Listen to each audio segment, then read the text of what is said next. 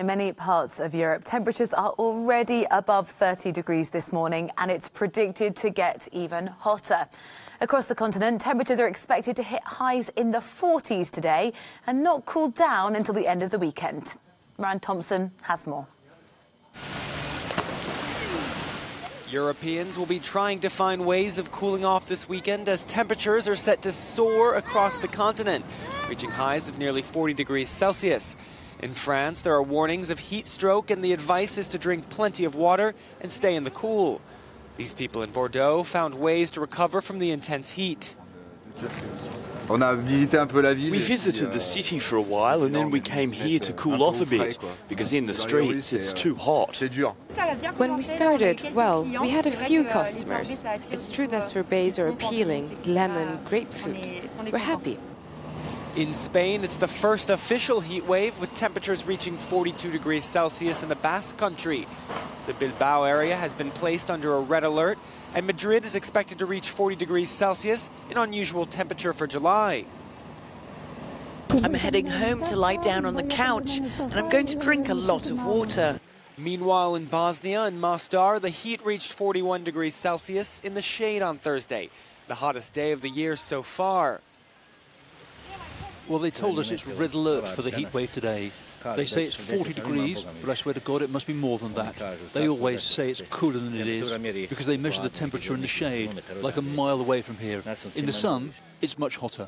The weather's set to continue through Sunday in most places, with temperatures slightly dropping from the intensity on Monday. Ryan Thompson, Euronews. Well, joining us now for more is Joseph Dutton, policy advisor with the E3G climate change think tank, speaking to us in London. Thank you very much for your time. Now, the winter of last year was Europe's warmest on record, and I have vivid memories of being in this studio a year ago, and for about 3 weeks, the weather and the heat was our top story. It's going to be really hot again today.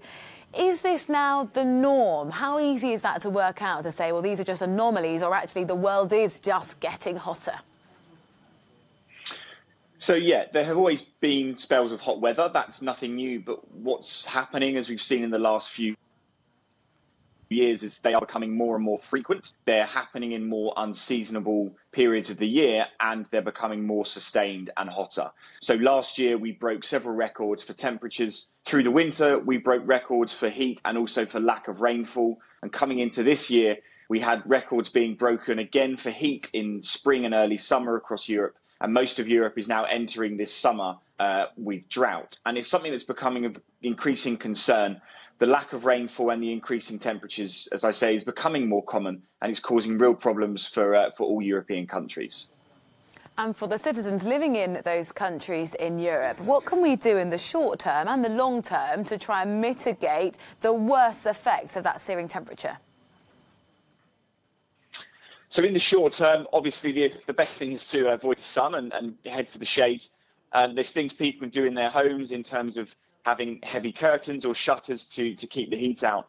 But what needs to happen now, particularly in discussions about economic recovery and stimulus after COVID, is that we redesign how we're living to be adapted around this heat. So a lot of the housing stock in Europe is poorly insulated, which is an issue in heat as much as it is in cooler weather.